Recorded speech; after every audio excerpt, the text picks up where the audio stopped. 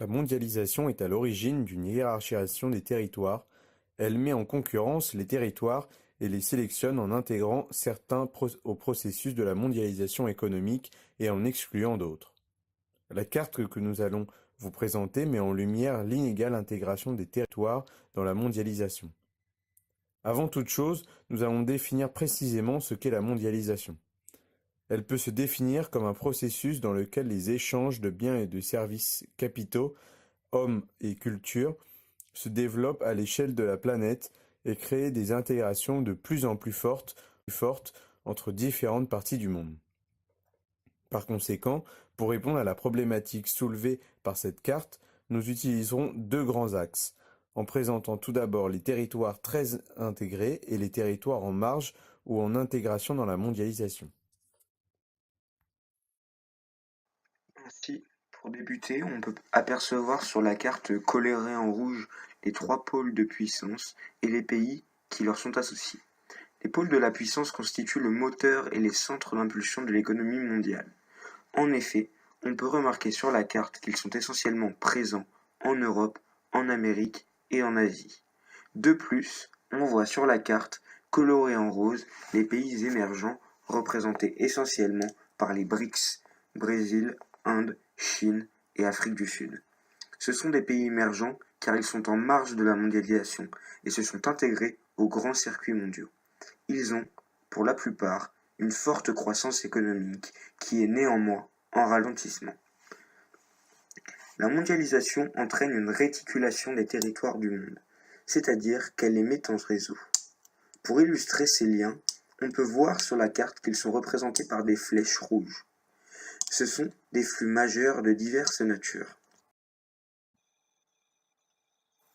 Nous avons, dans un premier temps, étudié la carte sous sa forme la plus globale, c'est-à-dire à une échelle mondiale.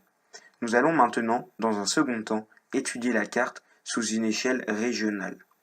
Par conséquent, on peut voir que les principales métropoles mondiales sont représentées d'un point noir sur la carte. Elles sont essentiellement caractérisées par les villes ou capitales incontournables du monde, telles que Paris ou Washington. Autour de ces principales métropoles sont organisées des mégalopoles, représentées par des cercles roses, et reliées par d'épaisses flèches rouges. Les mégalopoles sont des centres d'impulsion majeurs de la mondialisation. Elles sont le reflet d'une uniformisation culturelle et économique, par exemple par la présence de sièges sociaux d'entreprises. Mais ces pôles sont aujourd'hui concurrencés par de nouveaux centres d'impulsion qui imposent un marché mondial multipolaire. Ce sont les métropoles émergentes, représentées ici par de larges carrés noirs. Ce sont essentiellement de nouvelles villes mondiales qui s'affirment, Sao Paulo ou encore Mexico par exemple. Pour terminer notre étude sur les lieux privilégiés de la mondialisation, nous allons voir deux endroits singuliers. Ce sont les paradis fiscaux, entourés en rouge sur la carte, et les façades maritimes en bleu. Les principaux paradis fiscaux se situent en Amérique centrale, les îles Caïmans ou le Panama par exemple. Les principales façades maritimes se situent quant à elles sur la côte est des États-Unis ou encore sur la côte est du Japon. La mondialisation n'est pas que prolifique aux États.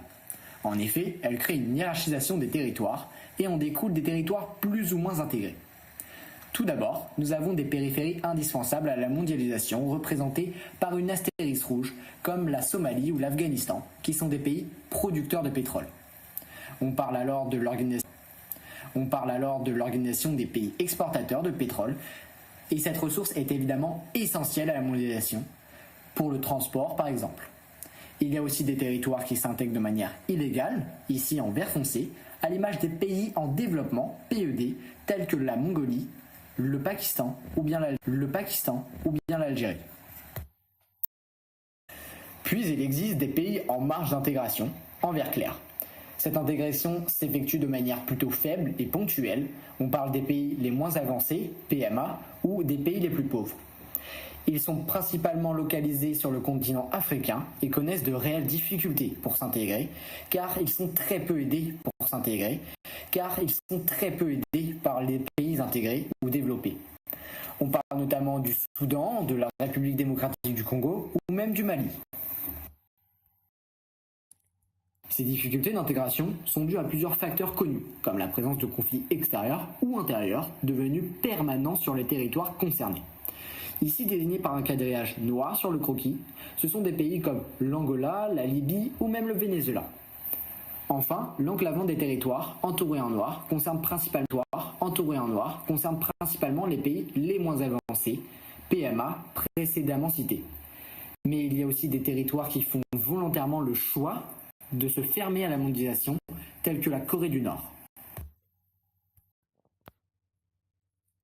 L'intégration des territoires dans la mondialisation est donc le fait d'une mise en concurrence de leurs facteurs d'accessibilité et de compétitivité. La triade, l'archipel mégalopolitain, mondial et les villes globales en constituent les espaces moteurs. Ces centres d'impulsion connectent des périphéries sans cesse plus étendues. Les territoires, en marge de la mondialisation, sont quant à eux amenés à s'intégrer de façon discontinue.